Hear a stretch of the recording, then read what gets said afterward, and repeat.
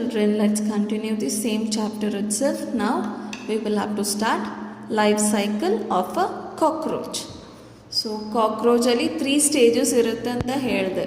So first ಎಗ್ಸ್ನ ಏನಂತಾರೆ, ನಿಮ್ಸ್ ಅಂತ ಕರೀತಾರೆ. ಆಮೇಲೆ ಕಾಕ್ರೋಚ್ ಹೊರಗಡೆ ಬರುತ್ತೆ. ಈ ಕಾಕ್ರೋಚ್ ಅಡಲ್ಟ್ ಸ್ಟೇಜ್ಗೆ ಬರುತ್ತೆ. ಸೊ ನೋಡೋಣವಾ. Cockroaches go through 3 stages during their life cycle: the egg, the nymph and the adult. The baby cockroaches that hatch out of the eggs are called nymphs. So ಏನಂತ ಕರೀತಾರೆ, ಈ baby ಕಾಕ್ರೋಚಸ್ನ nymphs ಅಂತ ಕರೀತಾರೆ. They do not have wings. So ಈ baby ಕಾಕ್ರೋಚಸ್ಗೆ wings ಇರಲ್ಲ. Newly hatch nymphs are white in colour. So ಹೊಸದಾಗಿ ಹೊರಗಡೆ ಬಂದಿರುವಂಥ ಕಾಕ್ರೋಚಸ್ಸು ವೈಟ್ ಕಲರಲ್ಲಿರುತ್ತೆ. Gradually turn brown. ದೊಡ್ಡದಾಗ್ತಾ ಆಗ್ತಾ ಬ್ರೌನ್ ಕಲರ್ ಇರುತ್ತೆ. They shed the skin several times before becoming an adult. ಈ ದೊಡ್ಡ ಕಾಕ್ರೋಚ್ ಆಗೋದ್ರ ಒಳಗಡೆನೆ ಅದ್ರ ಸ್ಕಿನ್ನ ತುಂಬ ಸರಿ ಕಳಚ್ಕೊಳ್ಳುತ್ತೆ, ಬಿಚ್ಕೊಳ್ಳುತ್ತೆ. ಇದನ್ನು ನಾವೇನಂತೀವಿ, the shedding of old skin is called moulting. ಹಳೆ ಸ್ಕಿನ್ನನ್ನು ಬಿಚ್ಕೊಳ್ಳೋದನ್ನು ಮೌಲ್ಟಿಂಗ್ ಅಂತ ಕರಿತೀವಿ. It is only after moulting several times that the nymph becomes an adult cockroach. ಈ ಮೌಲ್ಟಿಂಗ್ ಅನ್ನೋದು ತುಂಬ ಸಲ ಆದಮೇಲೆ ಇದನ್ನು ಕಾಕ್ರೋಚ್ ಅಂತ ಕರಿತೀವಿ. Okay, next we have reptiles. How do reptiles reproduce? Reptiles are crawling animals. Crawling animals. Some commonly known reptiles includes lizards, andre ಹಲ್ಲಿಗಳು, snakes, ಹಾವುಗಳು, crocodiles, ಮೊಸಳೆಗಳು, ಇನ್ನೊಂದು ರೀತಿಯ ಮೊಸಳೆಗಳು, alligators, turtles and tortoises, ಆಮೆಗಳು, etc. Most reptiles lay eggs on the ground but generally do not hatch them. So reptiles ಎಲ್ಲವೂ ಮೊಟ್ಟೆಗಳನ್ನ ನೆಲದ ಮೇಲೆ ಇಡ್ತವೆ, but do not hatch them, ಅಂದರೆ ಕಾವು ಕೊಡೋದಿಲ್ಲ. The warmth of the sand or soil helps the baby growing inside them. So ಪಕ್ಷಿಗಳು ಅದ್ರ ಮೇಲೆ ಕೂತ್ಕೊಂಡು ಕಾವು ಕೊಡುತ್ತೆ, ಆದರೆ ಈ ರೆಪ್ಟೈಲ್ಸ್ ಅದ್ರ ಮೇಲೆ ಕೂತ್ಕೊಳ್ಳೋದಿಲ್ಲ. ಇದಕ್ಕಂದರೆ ನೆಲನ ಬಗ್ಗದು ಅದರೊಳಗಡೆ ಮೊಟ್ಟೆಗಳನ್ನ ಇಟ್ಟು ಮತ್ತೆ ಮಣ್ಣು ಹಾಕಿ ಮುಚ್ಚಿಬಿಡುತ್ತೆ. ಸೊ ಒಳಗಡೆ ಅದಕ್ಕೆ ಬೆಚ್ಚಗಿರುತ್ತೆ ಮೊಟ್ಟೆಗಳಿಗೆ. ಸೊ ಈ ಬೆಚ್ಚಗಿರೋ ಜಾಗ ಸಾಕು ಈ ಬೇಬಿ ಗ್ರೋ ಆಗೋದಕ್ಕೆ. The female remains near the nest to protect the egg. So girl animal ಏನಿರುತ್ತಲ್ಲ, ಫೀಮೇಲ್ ಅನಿಮಲ್ಲು, ಅದು ನೆಸ್ಟಿನ ಹತ್ರನೇ ಇರುತ್ತೆ ಎಗ್ಸ್ನ ಕಾಪಾಡ್ಕೊಳ್ಳೋದಕ್ಕೆ. And to lead the newly hatch babies to the water. ಈ ಮೊಟ್ಟೆಗಳು ಹೊಡ್ಕೊಂಡು ಹೊರಗಡೆ ಬಂದ ಮೇಲೆ ಈ ಬೇಬಿಗಳಿಗೆ ನೀರಿನ ಕಡೆಗೆ ದಾರಿ ತೋರಿಸೋದಕ್ಕೆ ಫೀಮೇಲು ನೆಸ್ಟಿನ ಹತ್ರನೇ ಇರುತ್ತೆ. Crocodiles and tortoises lay hard shelled eggs similar to birds eggs. So crocodile ಮತ್ತು ಟಾರ್ಟೈಸ್ ಎಗ್ ಶೆಲ್ಸ್ ಇರ್ತಾವಲ್ಲ, ತುಂಬ ಗಟ್ಟಿಯಾಗಿರ್ತವೆ. ಹೇಗೆ ಬರ್ಡ್ಸ್ ಶೆಲ್ ಥರನೇ ಎಗ್ ಗಟ್ಟಿಯಾಗಿರ್ತವೆ. Turtles, snakes and most lizards lay eggs with softly leathery shells.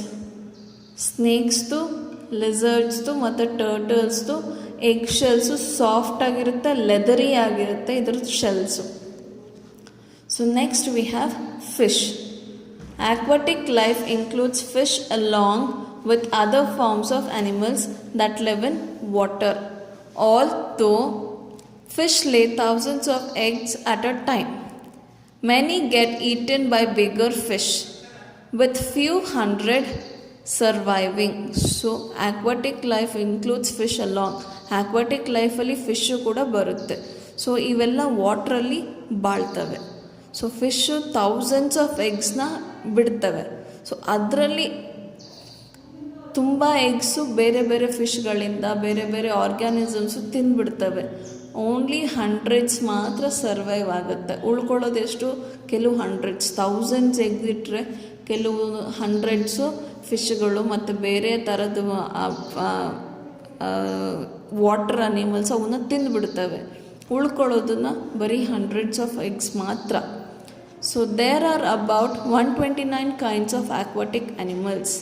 So ಎಷ್ಟಿದ್ದಾವೆ? 129 kinds of aquatic animals ಇದ್ದಾವೆ that do not lay eggs but give birth to their young once.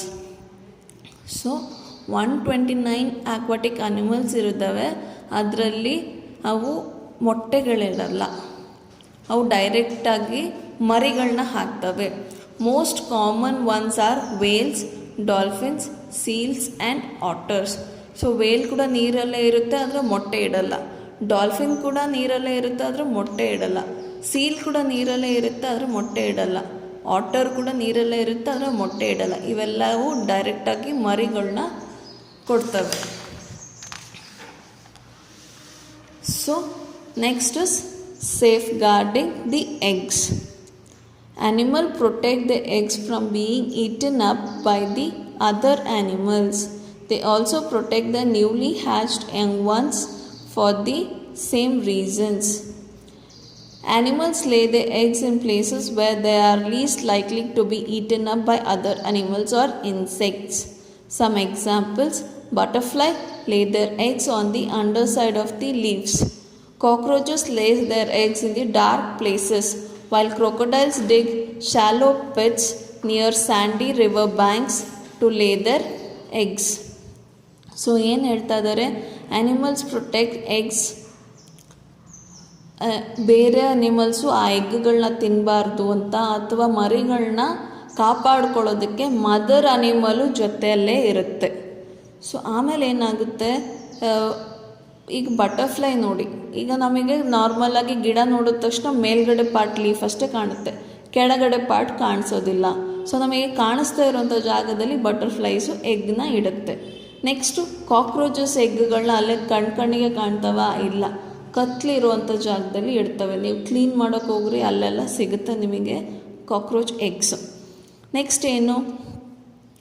While crocodiles dig shallow pits sandy river banks to lay their eggs. Crocodiles ಏನು ಮಾಡುತ್ತವೆ?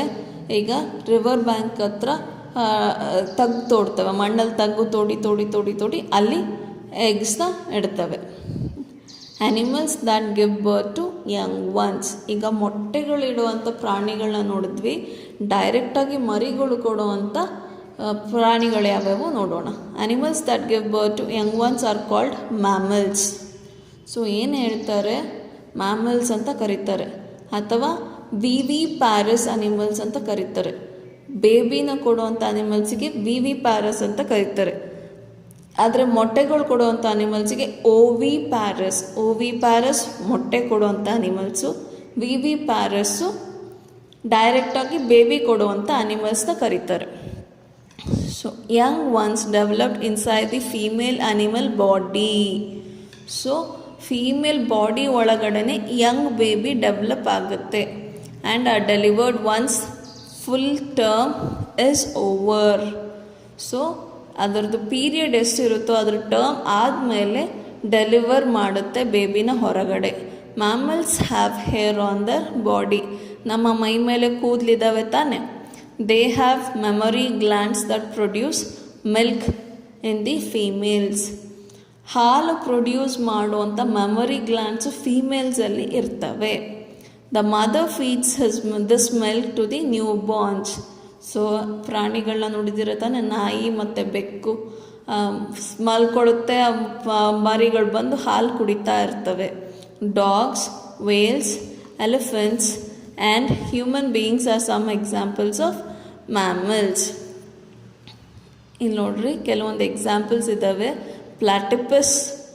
Platypus ಅನ್ನೋದು mammal, ಆದರೆ ಅದು egg ಇಡುತ್ತೆ.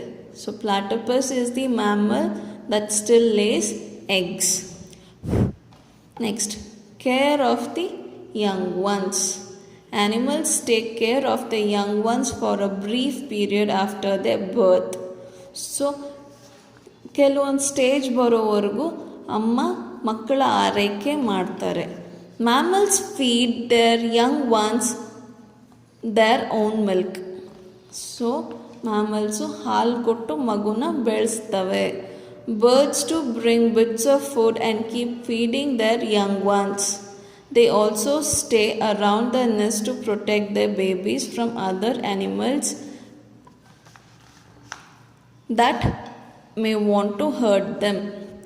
So birds ಏನು ಮಾಡುತ್ತೆ, ಹಾರ್ಕೊಂಡೋಗಿ ಸಣ್ಣ ಸಣ್ಣ ಹುಳಗಳು ಅಥವಾ ಕಾಳುಗಳು ಏನೇನೋ ತೊಗೊಂಬಂದು ಬರ್ಡ್ಸಿಗೆ ಫೀಡ್ ಮಾಡ್ತವೆ. ಆಮೇಲೆ ನೆಸ್ಟಿಂದ ತುಂಬ ದೂರ ಹೋಗೋದಿಲ್ಲ. ಹಾವುಗಳು ಬರ್ತಾ ಇರ್ತವೆ ಅಥವಾ ಬೇರೆ ಪ್ರಾಣಿಗಳು ಬರ್ತಾ ಇರ್ತವೆ. ಇವು ಬಂದುಬಿಟ್ಟು ಅದರ ಮರಿಗಳಿಗೆ ಅಥವಾ ಮೊಟ್ಟೆಗಳಿಗೆ ಏನು ತೊಂದರೆ ಆಗಬಾರ್ದು ಅಂತ ನೆಸ್ಟನ್ನ ಸುತ್ತಲೂ ಇರುತ್ತೆ, ತೊಂದರೆ ಆಗಬಾರ್ದು ತನ್ನ ಮರಿಗಳಿಗೆ ಅಂತ. ಇಲ್ಲಿ ನೋಡ್ತಾ ಇದ್ದೀರಾ, ಬರ್ಡು ನೆಸ್ಟ್ ಮಾಡ್ಕೊಂಡು ಅದ್ರ ಮರಿಗಳಿಗೆ ಆರೈಕೆ ಮಾಡ್ತಾಯಿದೆ. ಕ್ಯಾಂಗ್ರೂ ಅದ್ರ ಬೇಬಿನ ಜಾಯ್ ಅಂತಾರೆ, ಜಾಯ್ನ ಅದ್ರ ಪೌಚಲ್ಲಿ ಇಟ್ಕೊಂಡು ಕಾಪಾಡುತ್ತೆ. ಇಲ್ಲಿ ಎಲಿಫೆಂಟು ಅದ್ರ ಕಾಫನ್ನ ಅದ್ರ ಕಾಲುಗಳ ಮಧ್ಯಕ್ಕೆ ಇಟ್ಕೊಂಡು ಕಾಪಾಡ್ಕೊಳ್ಳುತ್ತೆ. ಇಲ್ಲಿ ಇದ್ರ ಮರಿನ ಜೊತೆಲೇ ಈಜೋದು, ಹಂಟ್ ಮಾಡೋದು ಎಲ್ಲ ಹೇಳ್ಕೊಡುತ್ತೆ. ಡಾಲ್ಫಿನ್ಸ್ ಆಗಲಿ, ವೇಲ್ಸ್ ಆಗಲಿ, ಕಾವು ಕೂಡ ಅದ್ರ ಕಾಫ್ನ ಜೊತೆಲೇ ಇಟ್ಕೊಂಡು ನರಿಷ್ ಮಾಡುತ್ತೆ. Here are some examples of love and bonding between animals and their young ones. The mother cow feeds its young calf immediately after she gives birth. So mother ಕಾವ್ ಏನು ಮಾಡುತ್ತೆ, ಹಾಲು ಕೊಡುತ್ತೆ. ಯಾವಾಗ ಹುಟ್ಟಿದ ತಕ್ಷಣವೇ ಹಾಲು ಕೊಡುತ್ತೆ. Baby dolphin stay close to the mother for up to 5 years. ಇಲ್ಲಿ ನೋಡಿದ್ರಿ ತಾನೇ, ಪಿಕ್ಚರ್ ತೋರಿಸಿದೆ ಆಗಲೇ. ಸೊ 5 yearsವರೆಗೂ ಅದ್ರ ಮದರ್ ಜೊತೆನೇ ಇರುತ್ತೆ, ಬೇರೆ ಕಡೆ ಹೋಗೋದೇ ಇಲ್ಲ. Kangaroos carry the young ones in their pouches from birth right up to the time they can not fit in to it. So ಈ ಕ್ಯಾಂಗ್ರೂದು ಪಿಕ್ಚರ್ ತೋರಿಸಿದೆ, ಇದನ್ನು ಜಾಯ್ ಅಂತ ಹೇಳ್ತಾರೆ. ಎಲ್ಲಿವರೆಗೂ ಈ ಪೌಚಲ್ಲಿ ಇಡಿಸ್ದಂಗೆ ಆಗೋವರೆಗೂ ಅದರೊಳಗಡೆ ಇರ್ತವೆ ಅವು. ಅರ್ಥ ಆಯ್ತಾ? Elephants stay in the herds to protect their young ones or calves. So ಯಾವುದಾದ್ರೂ ಅಟ್ಯಾಕ್ ಆಗ್ತಾ ಇದೆ ಅಂತ ಗೊತ್ತ ತಕ್ಷಣ ಮದರ್ ಎಲಿಫೆಂಟ್ ಏನು ಮಾಡುತ್ತೆ, ಅದ್ರ 4 ಕೆಳಗಡೆ ಮಧ್ಯ ಅದ್ರ ಬೇಬಿನ ಬಚ್ಚಿಟ್ಕೊಳ್ಳುತ್ತೆ. ಯಾವಾಗಲೂ ಗುಂಪಲ್ಲೇ ಇರುತ್ತೆ, ಗುಂಪಿಂದ ಹೊರಗಡೆ ಬರಲ್ಲ. Birds feed the young ones until they can fly out of the nest to find their own food. So birds ಏನು ಮಾಡುತ್ತೆ, ಅದ್ರ ಹಾರಿಕೊಂಡು ಅದ್ರ ಊಟ ಅದ್ರ ತಂದ್ಕೊಳ್ಳೋವರೆಗೂ ಬರ್ಡ್ಸು ಅದ್ರ ಬೇಬೀಸ್ನ ಕಾಪಾಡ್ಕೊಂಡು ಬರುತ್ತೆ. ಇಲ್ಲಿವರೆಗೂ ಅರ್ಥ ಆಯ್ತಾ ಮಕ್ಕಳೇ? ಸೊ ಈ ಲೆಸನ್ನಲ್ಲಿ ಏನೇನು ಕಲ್ತ್ವಿ ಅಂತ ನೋಡೋಣ.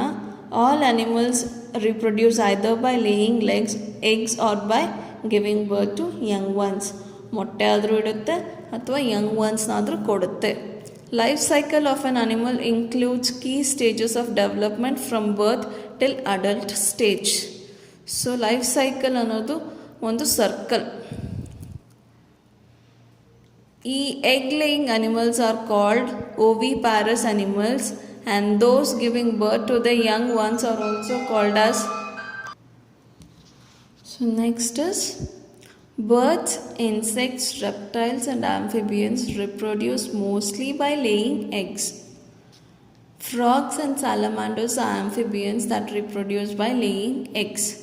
Cockroaches have 3 stages in life cycle, namely the egg, nymph and adult, while butterflies have 4 stages: egg, larva, pupa and adult. Mammals give direct birth to the young ones and feed them their own milk. ಅರ್ಥ ಆಯ್ತಾ ಮಕ್ಕಳೇ ಇಲ್ಲಿವರೆಗೂ?